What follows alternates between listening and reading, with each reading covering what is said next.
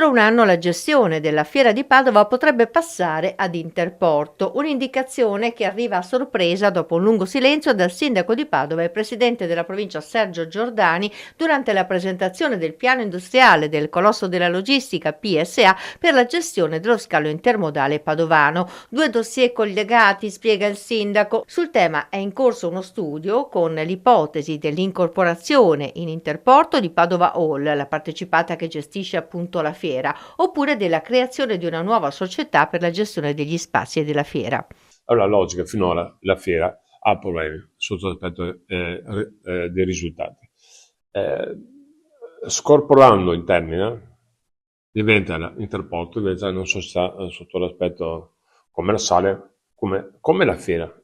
Uno vende spazi per fare esposizione, l'altro vende spazi per quanto riguarda i magazzini. Molto simile. Di conseguenza c'è venuta l'idea, dato che Interporto guadagna per nostra fortuna, mentre la fiera purtroppo perde soldi, di provare a capire se è fattibile, uso il condizionale, se è fattibile fare una fusione in questo senso. Il vantaggio è che primo, adesso siamo un po' ricattati sotto l'aspetto prezzi, nel senso siamo costretti a fare qualcosa perché la situazione della fiera non è ottimale. Avendo nell'eventualità di Interport alle spalle diventa un'altra situazione. Possiamo gestire con calma questa situazione e vedere cosa è più opportuno fare. Sono tante cose, dall'albergo a ristorazione, a data center, talmente tante cose che stiamo valutando, lui sta valutando tutte queste cose in termini di opportunità.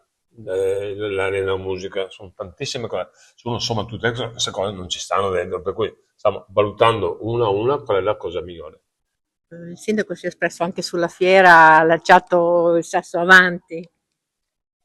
E leggeremo lo studio, diciamo, di fattibilità che è in corso di elaborazione e i soci e i consigli di amministrazione coinvolti assumeranno le decisioni sulla base di questo studio. Per il momento, diciamo, non abbiamo altri elementi.